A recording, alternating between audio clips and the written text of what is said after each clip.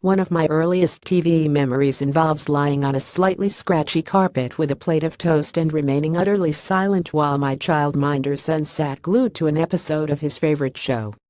I can't have been more than 5 years old when I made my first voyage with the crew of the Enterprise NCC 1701D, exploring strange new worlds, seeking out new life, new civilizations, and boldly going where I had never gone before.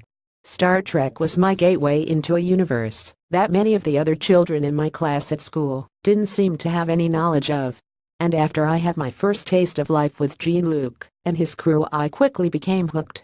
The next time I heard the opening bars of the theme blaring from the living room, I found myself poking my head around the door, eager to find out more about the bald man with the very posh voice in the big chair, his baby-faced friend number one, and the bloke with the massive head covered in weird dark lumps and bumps. It was all very intriguing for a small child who'd never even heard about science fiction. Throughout the course of several months spent watching snippets of episodes from the corner of the sofa, I grew to love Captain Jean-Luc Picard and his crew. I discovered my first female heroes in the brilliant Tasha Yar, Deanna Troi, and Beverly Crusher, became fascinated by every new race from the Klingons to the Kardashians, and cowered behind the sofa the first time the Borg set foot on screen. And I did all that without realizing I was actually watching decadal reruns in an entirely non-linear fashion. That knowledge probably would have been useful when it came to figuring out why Wesley Crusher kept aging and regressing at a Benjamin Button-style rate.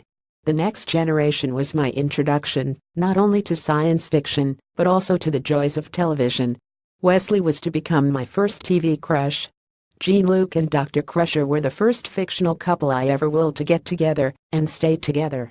And Commander Riker was the first TV character I became totally obsessed with, to the point where I almost forgot how to sit on a chair properly. But it was so much more than just a TV series to obsess over. The Next Generation, whether I realized it at the time or not, actually instilled in me the beliefs and values I hold dear to this day. Compassion, respect, and tolerance were at the heart of everything the crew did. Everyone on board the Enterprise worked together to explore the galaxy, regardless of gender, race, or creed. And they greeted every new friend or foe they encountered with an open mind. Picard and his crew taught me many important life lessons on our voyage together. I learned, along with Lieutenant Commander Data, about the little things that make us human and the power of knowledge. Deanna Troi inspired me to take note of what those around me might be feeling and think about how things I said might affect them. As for my beloved Commander Riker, well, he probably taught me just a little too much about the birds and bees. But without a knockout like him hanging around a computer-generated gin joint or two, the show quite simply wouldn't have been the same. Most importantly, The Next Generation showed me that women and men of all races and backgrounds could and should play important roles in society. Gene Roddenberry and the team didn't allow gender or color to define what a character could do or achieve, blazing a trail long before the rest of the world got woke. Why shouldn't a woman be able to take control of the ship? Why couldn't a blind man be one of the most brilliantly capable members of the crew? Star Trek made me believe that, as long as you were willing to work hard to achieve your goals, anything was possible. I went on to discover Star Wars, Battlestar Galactica, and other science fiction delights, but my first bite of the apple was difficult to forget.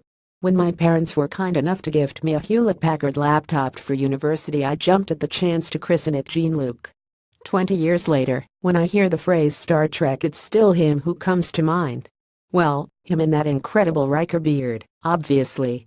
The next generation of Star Trek fans look set to make an exciting discovery on Netflix, but if they haven't yet binged on Picard's voyages, I hope they'll soon engage and make it so.